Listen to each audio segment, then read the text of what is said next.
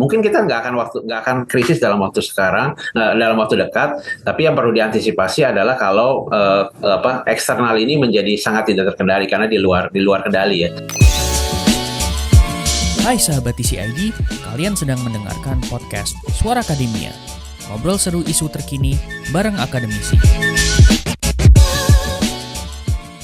Situasi ekonomi sekarang sepertinya bukan menjadi hal yang cukup menyenangkan untuk dipantau nih sahabat TCID. Maybe menyenangkan buat yang megang emas gitu karena beberapa waktu yang lalu udah nyentuh all time high gitu ya. Bahkan di tanggal 26 Januari nyentuh di angka 5.000 US dollar per troy ounce gitu. Yang investment ke perak mungkin sekarang bisa lumayan nyayur quote unquote. Tapi kalau kita berbicara currency, especially nilai tukar rupiah begitu, lagi agak mengkhawatirkan karena rupiah yang tahun lalu ada di angka 16 ribuan, di awal tahun 2026 ini hampir menyentuh angka 17 ribu begitu. Di hari Senin tanggal 26 Januari saya sempat ngecek gitu angka rupiah di 16.700 dan 300 rupiah itu kayak angka yang potentially bisa membuat rupiah jadi 17 ribu dan sometimes itu kerasa inevitable gitu, $1 jadi 17.000. Nah, apakah ini adalah sebuah titik nadir begitu ya yang akan membuat situasi perekonomian Indonesia bakal dianggap berbahaya atau justru malah ini hanya gejolak sementara aja karena as we know situasi global sekarang lagi nggak stabil banget gitu setelah kita ngelihat kasus di Januari ini ada penangkapan Presiden Maduro, belum lagi ada wacana Trump mau nyaplok Greenland gitu ya, dan apakah ini tuh sebenarnya faktor eksternal atau sebenarnya situasi internal kita juga perlu diperbaiki gitu. We're gonna talk about it di Suara Akademia kali ini di episode ke-240, and for now kita bakal ngobrol bareng sama Mas Muhammad Iksan. Beliau adalah peneliti dan juga akademisi dari Paramadina University. Halo Mas Iksan, apa kabar? Halo, ya baik, alhamdulillah Mas Muhammad. Makasih undangannya Mas. Sure. It's such an honor for us too buat ngobrol sama Mas Iksan. But anyway, pertanyaan pertama nih Mas, kita langsung kayak straight to the point gitu. What happened nih Mas, dolar sama rupiah ini bikin deg-degan gitu. Apakah memang karena faktor eksternal kah yang geopolitik lagi kacau, atau justru rupiahnya yang emang lagi nggak kuat nih Mas karena masih wait and see dengan kebijakan pemerintah gitu? Ya, baik. Ya angka 17.000 memang angka psikologis ya. Sudah bercoba secara teknikal memang itu titik kalau kita bicara teknikal ya itu titik resistance ya. Kalau tembus itu tentu kita akan mencoba, kalau kita lihat pergerakannya memang secara teknikal Bank Indonesia secara berusaha memang untuk mempertahankan tetap di angka di bawah itu ya. Tapi kelihatannya di beberapa bulan ke depan ini secara teknikal kalau saya menganalisis adalah dia akan tembus ya, apalagi banyak berita-berita. Jadi ini kombinasi sebetulnya Mas Muhammad antara eksternal ya, ada uncertainty di global, maupun kalau kita lihat juga tadi selain ada Maduro, ada Greenland, terus juga ada Timur Tengah ya dalam konteks Iran gitu misalnya. Tapi juga di dalam negeri juga nggak kurang ya. Seperti tahun lalu kan seperti sama-sama kita ketahui pajak shortfall-nya cukup jauh ya. Dan juga ada sentimen negatif ya. Walaupun hari ini katanya saya lihat berita deputi gubernur yang baru sudah di-approve ya oleh parlemen. Jadi harusnya pasar sudah price in terhadap berita itu gitu ya. Tapi di dalam negeri memang pemerintah punya banyak program, sementara di sisi lain penerimaan pajak kayaknya tahun ini masih sulit untuk diharapkan ya. Jadi ada kombinasi faktor internal eksternal lah. Walaupun ini gejolak, biasanya kalau ini gejolak pasar yang wajar, artinya karena memang angka rupiah itu di 16.000 17.000 sih fundamentalnya ya.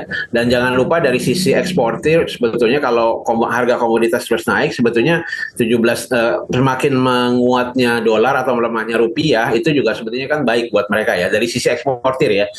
Asal tentu karena mayoritas adalah komoditas ya, tentu harga komoditasnya juga harus improve ya. I see. Nah, dengan situasi yang kayak gini artinya rupiah sebagai salah satu mata uang yang top 10 terlemah di dunia bakal makin jadi solid dong Mas. Karena globalnya nggak pasti, Ya. internal kita juga domestik kayak gonjang-ganjinya kayak nggak pernah bisa stabil gitu Mas. Iya, ya ini memang ya memang dari setahun Pak Prabowo memang pemerintahnya mewarisi banyak problem ya secara domestik ya. Tapi di sisi lain juga memang janji-janji kampanyenya kan kita bisa lihat juga cukup overreaching ya. Ada makan bergizi gratis, ya kan, terus melanjutkan IKN dan seterusnya ya. Jadi di sisi lain penerimaan pajaknya juga rendah gitu ya, karena memang apa namanya perusahaan yang biasanya dapat benefit dari harga komoditas tahun lalu tuh nggak oke lah harga komoditas ya, batu bara, nikel, CPO dan seterusnya. Oke, jadi memang artinya dengan situasi internal gitu ya Mas ya, dan juga situasi eksternal memang tricky banget situasinya. Tapi pertanyaan saya nih Mas Iksan gitu, faktor mana sih yang lebih kuat gitu? Internal kita yang memang nggak stabil kah, atau memang eksternal yang lagi quote unquote rusuh gitu? Mana sih sebenarnya paling berpengaruh sih Mas? Iya, kalau menurut saya dua-duanya ya. Dari sisi internal kita ada PR-PR yang mestinya harus diselesaikan segera, dan itu kelihatannya kalau bencana ekologis kan di luar kendali ya. Tapi shortfall pajak sebetulnya semestinya udah kelihatan ya. Makanya kan sebetulnya penggantian menteri kan juga sebetulnya tujuannya buat Menteri Keuangan dalam hari ini adalah tujuannya untuk mencoba untuk mencari jalan lain ya. Cari jalan lain, tawarannya kan dari beliau adalah coba merelaksasi kebijakan pemerintah dalam soal dana 200 triliun itu ya, walaupun dampaknya kan sebetulnya belum kelihatan. Nah kita pengen melihat juga nih nanti ke depannya kalau irama antara Bank Sentral dan Kementerian Keuangan itu lebih solid atau enggak. Jadi di dalam juga memang ada problem yang harus diselesaikan yang sifatnya struktural atau sifatnya mendasar sekali gitu. Tapi juga eksternalnya pemerintahan Pak Prabowo ini juga menghadapi tantangan yang lebih hebat dibandingkan Pak Jokowi ya. Kalau saya tanya beberapa teman sih memang ini mengulang seperti krisis 2008-2009 ya. 2008-2009 itu di mana ada global financial crisis, kondisi eksternalnya sangat tidak menentu, sementara di dalam juga waktu itu membaiknya adalah yang berita positifnya adalah harga komoditas masih cukup tinggi. Jadi ibaratnya kita masih bisa mengandalkan kekuatan domestik. Nah, sementara di tahun 2026 ini domestiknya juga tidak kuat-kuat banget, sementara eksternalnya memang jauh lebih menantang. So, kalau kita berbicara soal situasi ini nih Mas, geopolitik yang eksternal kita nggak bisa kontrol gitu ya. Kalau misalnya kita berbicara yang eksternal dulu deh. Kalau misalnya konflik-konflik yang ada di luar negeri sana itu tuh semakin tereskalasi nih, Mas Iksan gitu, semakin besar dan semakin besar. Worst case scenario itu dolar bisa lebih parah dari 17.000 nggak sih Mas? Ada kayak titik poin yang diprediksi kalau kitanya masih begini-begini aja begitu, dan eskalasi konflik dan juga situasi geopolitik yang makin unsure, possibility itu kita bisa separah apa sih Mas? Iya, beberapa analis bilang bisa ke 18.000 gitu, 20.000. Angka-angka itu sebetulnya kan angka-angka teknikal aja ya. Artinya angka-angka kalau kita bisa melihat itu pemain hedge fund spekulan itu mengarah ke situ. Mungkin Anda juga kalau punya kesempatan beli dolar juga bisa memanfaatkan kesempatan itu kalau percaya. Tapi saya nggak mau bilang mau disclaimer on ya. Kita nggak ada yang tahu. Bisa juga balik ke titik lebih rendah karena kita menganut rezim devisa bebas tentunya. Pemerintah punya kekuatan, tapi di sisi lain juga punya keterbatasan karena Bank Indonesia kan bukan bandarnya dolar kan, dia bukan pemegang dolarnya tetap di Amerika kan, dan juga pemain-pemain besar di dunia gitu. Kita punya dolar, punya cadangan devisa, tapi di sisi lain hal itu tidak kemudian membuat kita imun gitu. Nah jadi pertanyaannya adalah kalau jangka pendek mungkin 17.000 ini mudah-mudahan ya 18.000 ini bisa stabil lah di situ. Kita juga mesti ingat ya waktu itu kenapa beda sekali dengan 98 kalau kita balik ke 98 ya, karena waktu itu dari 98 kan dari 2.000 ke 4.000, 5.000 langsung ke 16.000 gitu. Kelihatannya pengusaha ini sudah belajar gitu ya. Artinya, dan juga jangan lupa kalau dari sisi pengusaha mereka kan harus hedge ya, harus melindung nilai gitu. Nah itu sudah dilakukan dengan 15.000, 16.000. Mungkin mereka udah punya antisipasi kalau dolar tapi kalau sampai 20 atau 22.000 tentu mereka nggak bisa ya. Nah itu ya tugasnya pemerintah dan Bank Indonesia untuk melihat komposisi utang luar negeri ya terutama ya. Nah, kita berbicara ke impact masyarakat nih Mas. Ada kan sentimen-sentimen publik yang bilang, Ya, kita kan belanja tetap pakai rupiah nih gitu. Mau dolar 17.000, 18.000, sama-sama aja begitu. Banyak yang nggak sadar bahwa barang-barang impor yang biasa kita konsumsi selevel tempe aja itu tuh kita belinya pakai dolar gitu kan buat ngimpor. ya. Efek ke masyarakat kalau dolar makin gak terkendali dan makin menguat nih Mas, rupiahnya melemah. Apa sih yang bisa kita expect gitu bakal kejadian di publik sekarang nih Mas Iksan? Kalau untuk barang-barang impor ya saya setuju ya. Jadi barang-barang impor ini akan bisa elektronik, bisa laptop ya, tapi juga barang pangan ya. Itu ya akan ada penyesuaian ya. Karena si produsen kan tidak mungkin mempertahankan harga yang sama dengan tahun 2015 ya, di mana rata-rata mungkin bisa dicek juga ya.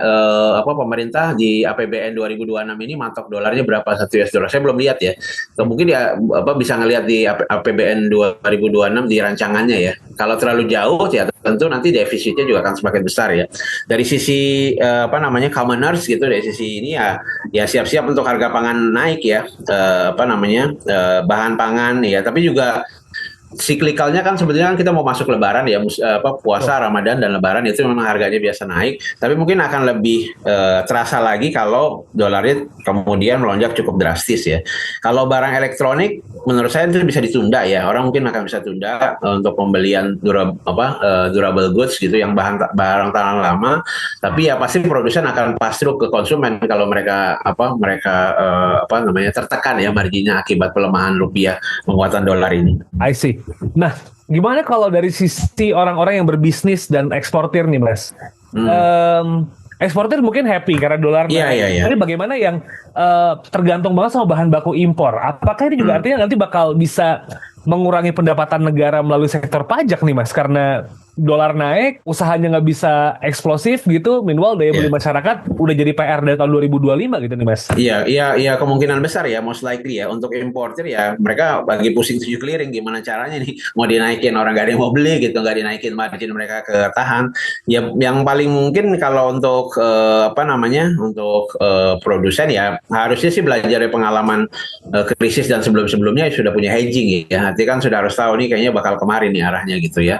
Jadi ya kalau nggak melakukan hedge ya dari sekarang ya harus hedging gitu, karena kita nggak tahu, seperti kita premis kita yang di awal ya, ada banyak faktor uncontrollable di luar domestik. Kalau domestik sudah coba diperbaiki ya secara maksimal, secara optimal, tapi di luarnya kan ada faktor-faktor yang nggak bisa dikendalikan gitu. Nah, mengendalikan faktor itu menurut saya dengan hedging atau lindung nilai ya itu yang paling visible ya. Kalau dari sisi masyarakat biasa ya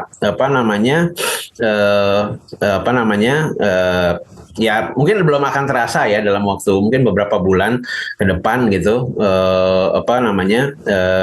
karena ya masih pendapatannya dalam bentuk harus dilihat juga dari sisi ini ya, dari sisi remittance ya orang yang kerja di luar negeri kemudian menukarkan dolar penghasilannya ke rupiah ya, itu mungkin dampaknya ya berarti kan dia akan mendapat rupiah yang lebih sedikit ya dari penghasilan di luar negeri ya.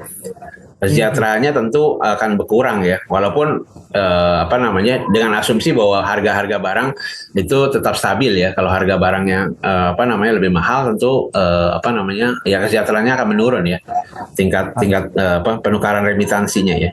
Kalau bisa dibilang nih Mas, situasi yang kayak gini sekarang, if there's nothing changing, masyarakat kelas menengah dan kelas bawah bakal bisa terpukul dalam waktu dekat gitu. I mean, let's say Q1 nggak berasa gitu, Q2, Q3 bakal mulai kena dampaknya di barang-barang makin naik gitu. Meanwhile, ekonomi pertumbuhannya segitu-segitu aja, bakal jadi makin kejepit dong kelas menengah sama kelas bawah nih Mas. Ya itu berita buruknya sih seperti itu ya, harus kita antisipasi ya, karena ya penghasilan pas-pasan sementara pengeluaran nggak terkendali akibat dari kenaikan itu ya, kenaikan melemahnya rupiah dan menguatnya dolar ya. Tapi harapannya sebetulnya barang-barang yang tidak barang-barang yang diproduksi dalam bentuk rupiah itu harusnya bisa dijaga ya. Jadi kan bisa di channeling gitu ibaratnya, yang hanya yang komponen impor yang besar aja dan biasanya kena ke pengusaha. Nah, Mas Iksan, intervensi Ya. dari pemerintah apa nih yang bisa dilakukan nih Mas supaya situasinya jadi lebih controllable? Karena kan orang banyak yang berpikir bahwa ini tuh semuanya situasi eksternal kan. Internal kita tuh kayak dianggap aman-aman aja. Selalu omongannya domestik kita aman kok gitu. Iya, Padahal iya. perbaikan tuh kayak hal yang wajib dan inevitable gitu buat dilakukan sekarang. Nah, intervensi dari pemerintah atau perbaikan apa nih yang bisa dilakukan untuk bisa ngebuat situasi ini tuh jadi lebih stabil, Mas? Ya, ya pertama mungkin komunikasi antara di Kementerian Keuangan dan di Bank Sentral ya, karena komunikasi kesepahaman itu lebih bagus ya, dan juga ya menurut saya melanjutkan struktural reform ya, reformasi yang ya perpajakan gitu kan dan seterusnya. Jadi PR yang bisa dikerjakan ya dikerjakan gitu, yang memang sudah dijanjikan. Dan juga kalau saya dengar Menteri Keuangan tuh mencoba untuk membuat debottlenecking kan supaya investasi masuk lebih banyak kan. Ya itu dikerjakan aja PR yang memang yang bisa dikerjakan debottlenecking gitu supaya investasi asing langsung masuk gitu, sehingga kalangan muda juga yang bekerja habis lulus kuliah gitu itu punya pasar pekerjaan yang lebih fleksibel ya, sehingga wages mereka atau upah mereka bisa jadi lebih tinggi gitu. I see. Nah, another questions nih Mas. Sekarang buat masyarakat nih, Yeah. buat sobat TCID yang mungkin lagi dengerin dan tiba-tiba melek bahwa wow, okay, it's not an ordinary situations dan kita perlu mempersiapkan banyak hal gitu. Maybe it's not that financial advice, tapi apa yang kudu dipersiapkan dan apa yang kudu diperhatiin banget nih Mas dengan situasi ekonomi yang kayaknya kita nggak tahu deh ya, domestik mungkin udah banyak banget diskusinya, tapi geopolitical ini kadang-kadang juga ngefek tuh. Apa yang perlu dipersiapkan dan apa yang perlu diperhatikan nih Mas Iksan gitu. Untuk personal finance sih sebetulnya itu sangat klasik ya membeli emas, karena emas kan harganya naik terus ya. Jadi untuk investasi, securing untuk lindung nilai aset ketimbang pegang aset dalam bentuk rupiah atau aset yang returnnya rendah ya dialihkan ke emas, walaupun nggak ada yang tahu juga ya. Sekali lagi saya bukan ahli financial advisor atau ahli gitu. meramal harga emas kemana ya gitu ya. Ada disclaimer juga di situ, tapi juga yang ini juga motif spekulasi, karena dengan rezim devisa bebas ini nggak bisa dilarang orang mau beli dolar gitu, walaupun semampunya ya, seberapa kemampunya, untuk motif bukan hanya transaksi ya, tapi juga spekulasi ya kan. Jadi let's see lah, tergantung Anda punya kantong berapa gitu. Kalau yang saran klasikalnya dalam beli emas karena itu lindung nilai kan. Kalau untuk yang lebih riskinya adalah ya beli dolar gitu, walaupun belum tahu ya akan keberapa. Aset-aset yang lebih risky Kalau Mas? memegang tunai rupiah sih menurut saya, Kalau aset-aset yang lebih risky Mas, cryptocurrency misalnya. kripto, kalau percaya dengan kripto ya itu sangat riski, bahkan memang orang pasar ya, jadi dia kayaknya pengen banget kita tuh ya saham. Menurut saya sih as long as fundamental perusahaannya oke gitu kan, Anda bisa memilih gitu walaupun tambah banyak gitu kan. Apalagi reformasi bursa kan pengen ngebersihin saham-saham gorengan tuh. Menurut saya itu berita bagus sih ya buat kaula muda ya, karena saham kan juga long term ya. Artinya kan kita bisa lihat berapa kali selalu ada bukan endorsement ya, ada harapan dari Menteri Keuangan Pak Purbaya untuk membereskan bursa efek ya. I see. Nah, it's gonna be my last questions nih, Mas Iksan. Kalau kita berandai-andai, biasanya kan orang berharap rupiah bisa kembali lagi ke titik yang lebih masuk akal. Let's assume masuk akal itu sekarang di 15.000 sampai 15.500. Is it possible kembali ke titik itu lagi nih Mas? Tanpa harus redenominasi ya? Karena kan kalau redenominasi 15.000 kayaknya itu bakal jadi 150.000 gitu sebenarnya. Tapi without redenomination, possible nggak sih ngelakuin hal itu? Mas? Kalau dalam waktu setahun ini kayaknya sih enggak ya. Arahnya memang ke 17.000, 18.000. Sorry to say. Tapi 15.000 ya nanti nunggu sentimen. Tapi memang kalau saya lihat chartnya, ini kalau kita bicara, ini kan teknikal ya. Saya bicara teknikal. Mungkin fundamentalnya sebetulnya nggak tahu. Menteri Keuangan atau Bank Indonesia mungkin mereka bisa bilang bahwa sebetulnya seginilah harga rupiah gitu. Fundamentalis harganya di 16.000 misalnya gitu. Kalau 15.000 menguatnya terlalu cepat ya akan merugikan juga misalkan buat orang-orang yang eksportir eksportir kan, buat yang para eksportir merugikan gitu. Jadi fluktuasinya itu memang dijaga supaya tidak terlalu berlebihan. Tapi kalau kasih my honest answer adalah ya 15.000 belum kayaknya sih ya dalam waktu dekat, Mas. Tapi mengarah ke 17.000, 18.000. Oke, tapi 16.000 bukan hal yang mustahil untuk dicapai in the midterm ya, kayak dalam waktu 2-3 tahun tuh masih bisa stabil kayak possible ya Mas ya? Ya kelihatannya begitu ya, Jadi dia butuh, pasar pengen melihat dulu gitu kan reformasi yang dilakukan ini di kabinetnya Pak Prabowo, ada gebrakan apa lagi, ya nanti sambil melihat, ya itu saya bilang kalau pekerjaan rumah pemerintah dikerjakan secara serius, bukan nggak mungkin sih bisa balik lagi ke 16.000 atau 15.000 ya, 15-16.000 lah ya. I see. Hopefully itu bisa terjadi ya dengan reformasi banyak hal. Ya.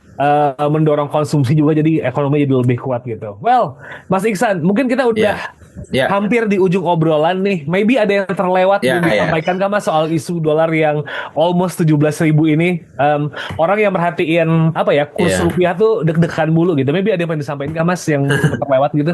Ya, yang saya ingin sampaikan sebetulnya adalah bahwa ya kita harus membiasakan ya ketidakpastian. Salah satu yang pasti di dunia ini ya ketidakpastian gitu, apalagi terkait dengan nilai tukar, valuta asing. Mungkin yang jelas adalah bahwa karena kita hidup di rezim ketidakpastian ini, kita bisa prepare lebih baik gitu, lebih pada level household, rumah tangga gitu, ataupun society, sehingga kita bisa mengantisipasi lah. Tapi kalau Anda bandingkan misalnya dengan tahun 98, tentu gejolaknya beda lah ya, sumbernya beda gitu ya. Jadi mungkin kita nggak akan krisis dalam waktu sekarang, dalam waktu dekat. Tapi yang perlu diantisipasi adalah kalau eksternal ini menjadi sangat tidak terkendali karena di luar kendali ya.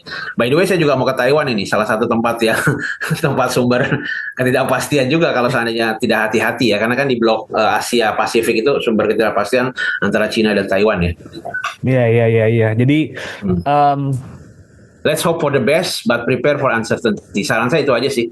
Ya, kita pengen yang terbaik, tapi kita juga mesti siapin ketidakpastian. Hedgingnya juga tetap harus dijaga gitu ya.